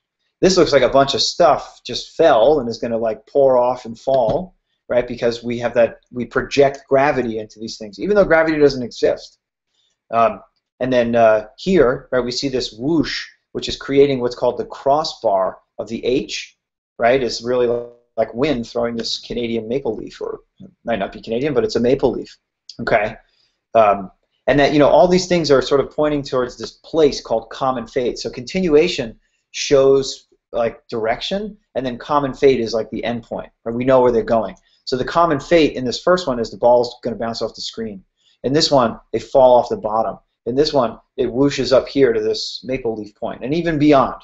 So that's an example of continuation, the direction, and then common fate, which is this sort of terminal point where it goes. Okay, so now I need to bug you out a little bit. These are impossible shapes, okay? Yes, they are optical illusions that play with the brain that don't quite resolve themselves. So I'm sorry, but I wanted to just show you guys that this is an example of continuation where common fate has been taken. There is no common fate anymore because it just goes forever. It's perpetual. So yeah, sorry, it hurts your brain a little bit, but that's the awesome part about impossible shapes. Awesome. Let's move on to the next one, repetition. So designers are awesome at sort of artistically reinforcing a message or a point, right? They do it in a way, that's when you start to master these things, you start to learn, wow, I can do that. So actually, when you think of similarity, couple it with repetition because you're doing that, right? When you use similarity, you're sort of invoking this concept of repetition. And that just helps guide the eye, right? So that then sets up something that can work with continuation. The point is that a lot of these Gestalt rules and theories, they intertwine. They sort of go from one section to the other, and it's really great.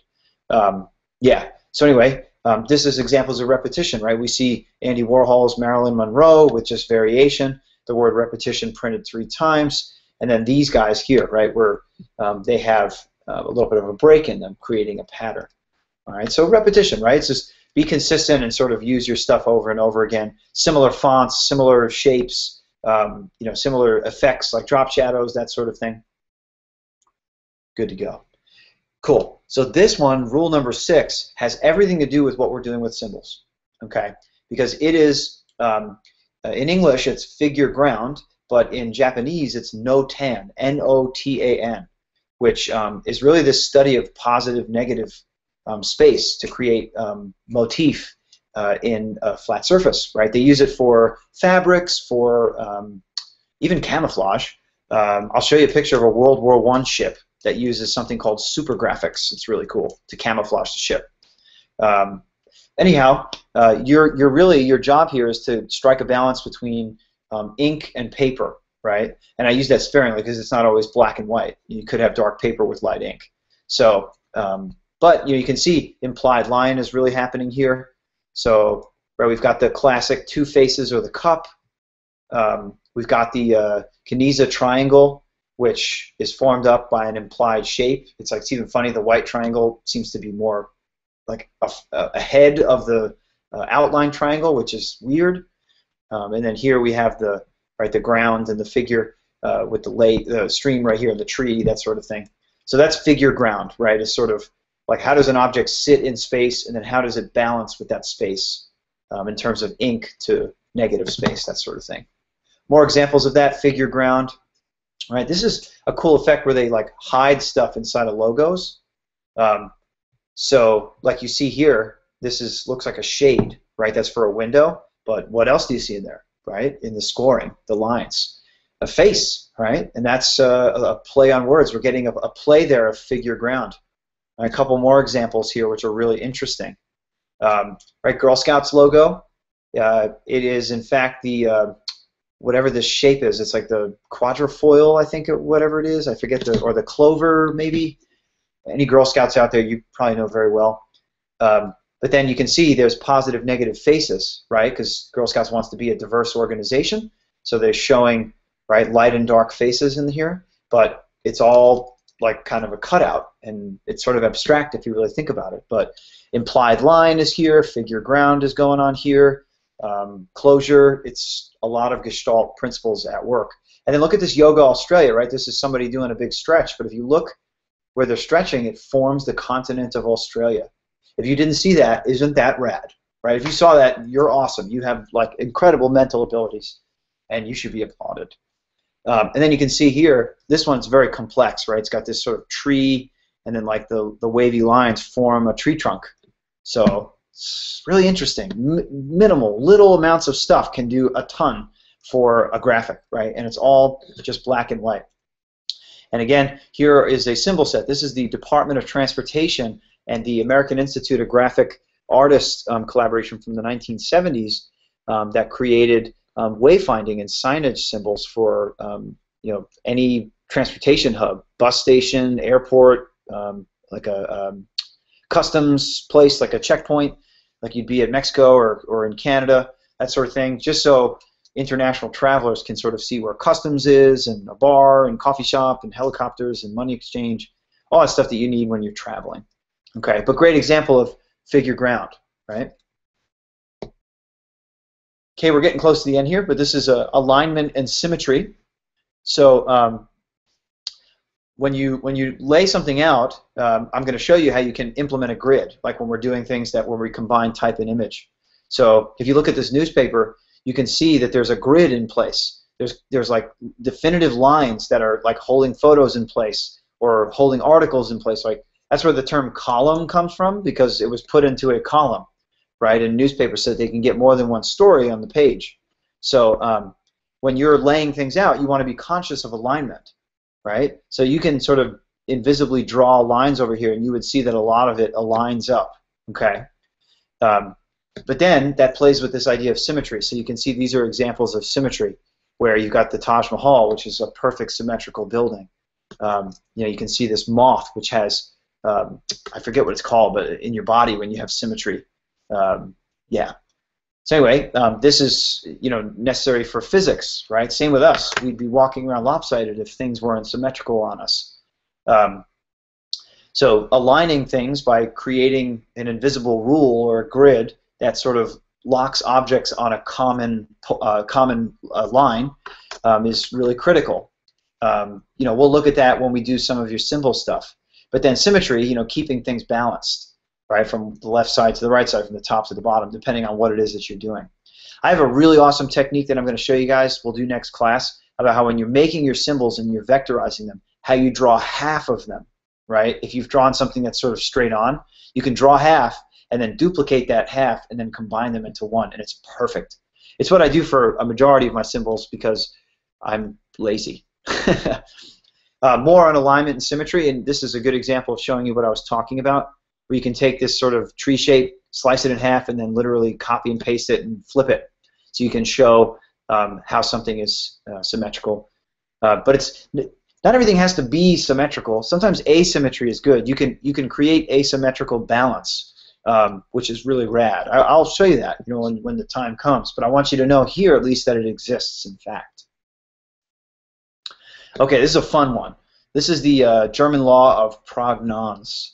And yeah, it's a German word. It means pithiness, right? Which is strange. I mean, pithy is like a fruit is pithy, where it's got the little bits and those sorts of things. It's got substance to it.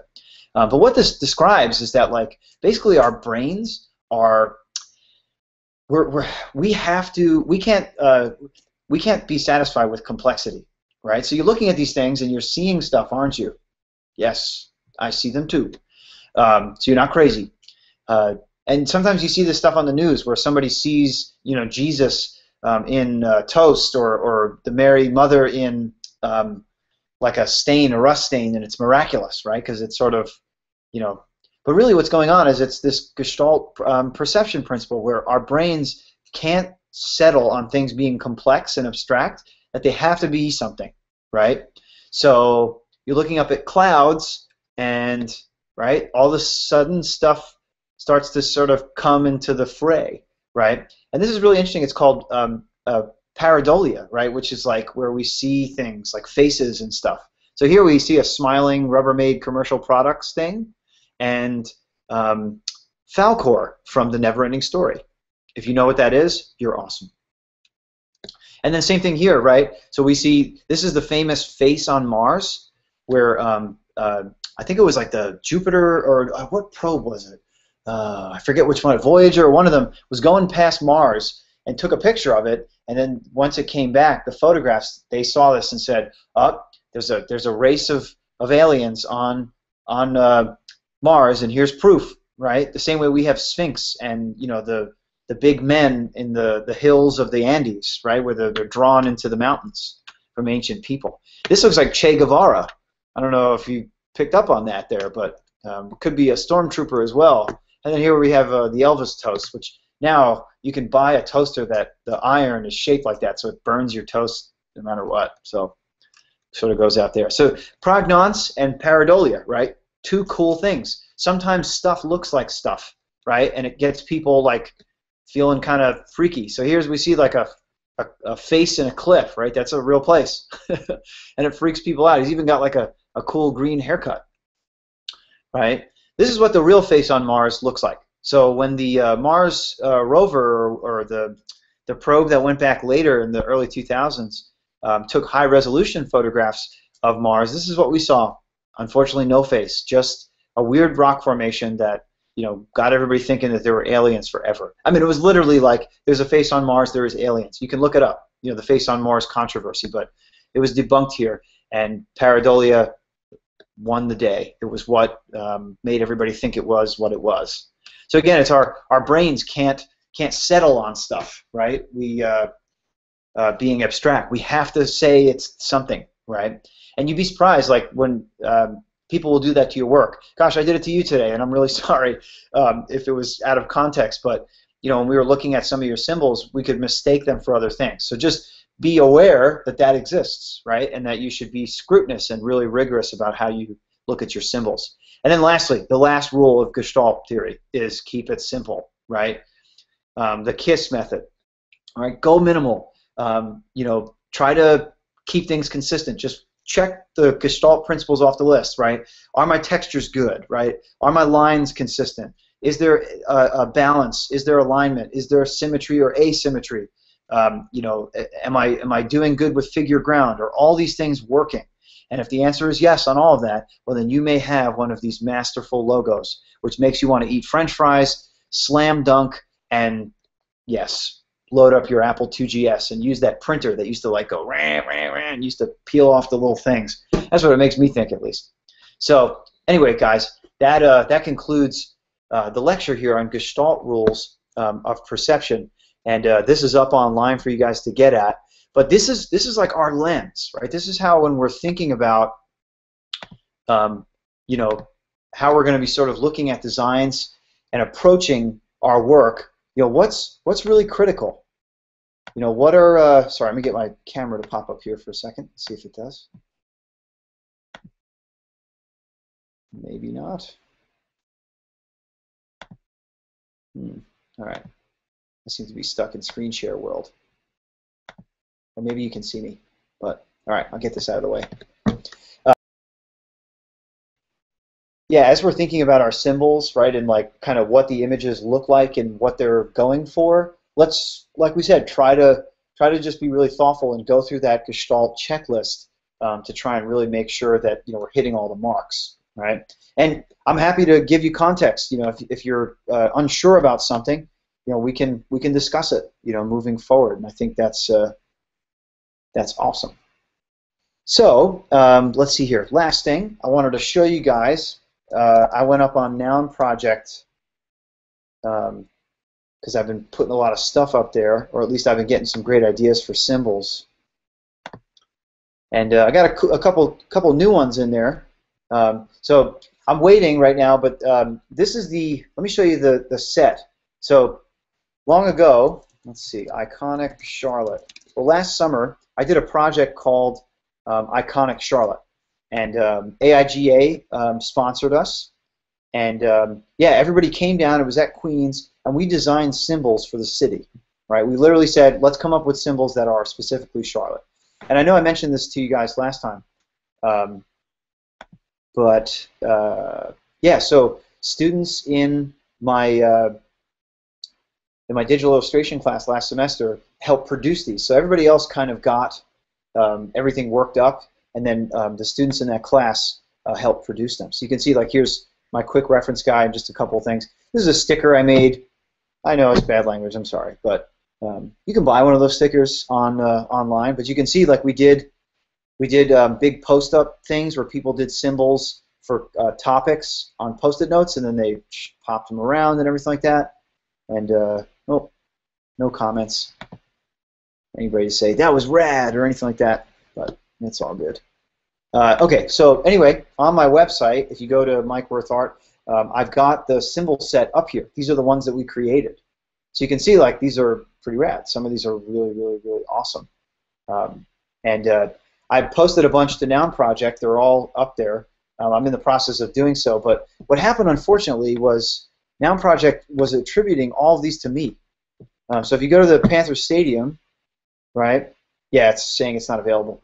But it was saying, oh, it was by Mike Worth, which is not the case. Somebody else drew this one. I think Melina Sand from our major drew this one. So I'm working on right now getting.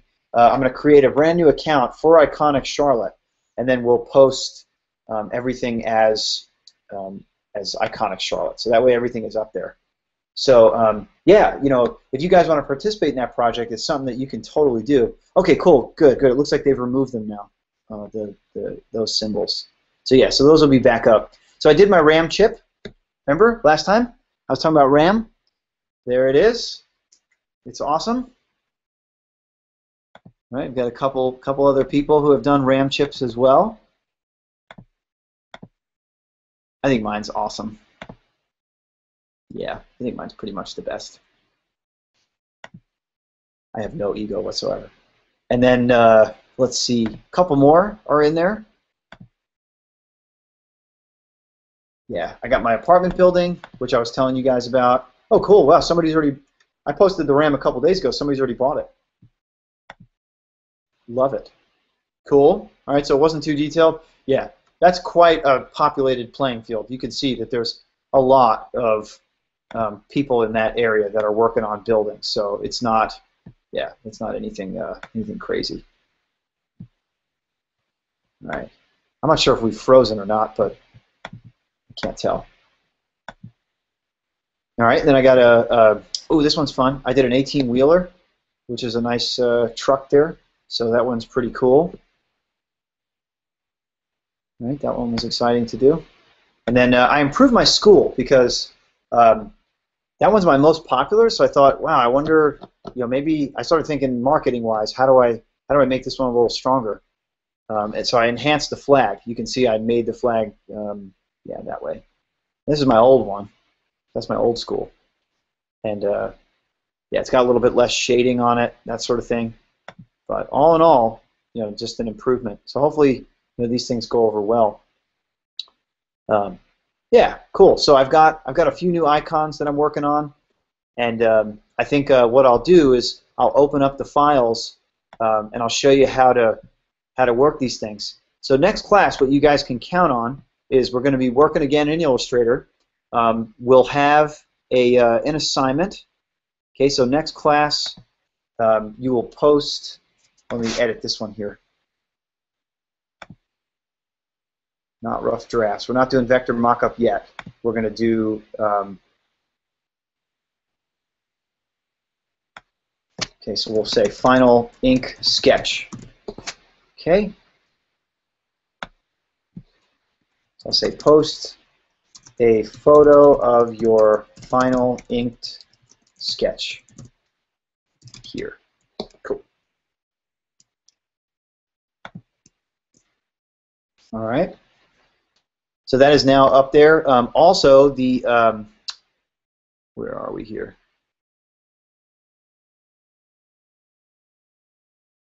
The vector shape sheet is also there. So make sure that you guys download that. Okay, and then I will post right now an uploader for that. So I'll make a forum for us to get in there. Where are we? Forum. There it is. So many choices. Okay, so we'll do standard, simple discussion. All right, and this will be post your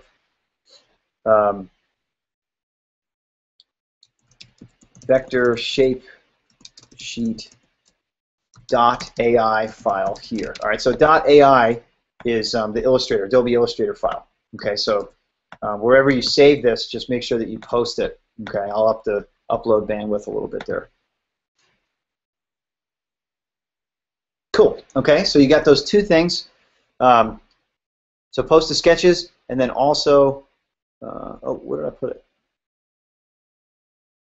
Did I go to the right spot? Oh, I'm gonna move it. Okay. It's going back up here. Oh no, it was in the right spot. All right, I'm sorry. Yeah, okay, so those guys are in the right spot. Happiness, okay? And then, yeah, we're going to begin the process of really starting to dig in on our symbols, okay? Okay, so next time, let's see if we can do this. So everybody, please, if you could, get me your Gmail stuff. Email me at mike.drew.wirth@gmail.com, and all right, WIRTH, and then let's try and start to hang out a little bit early so we can do more of our discussion. It looked like today Logan and Blair were the two who were able to get in, and I saw maybe James, you were trying to get in as well. So I apologize if that didn't pan out. I just didn't want to waste time because the technology was failing, so we reverted to this. So I appreciate you guys for listening. Thank you so much for a wonderful evening, and yeah, good times. Let's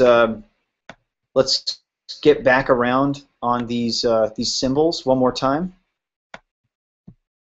Okay, and then please make sure that you upload the vector shape sheet stuff when you're all done. That's there, posted right now. Okay.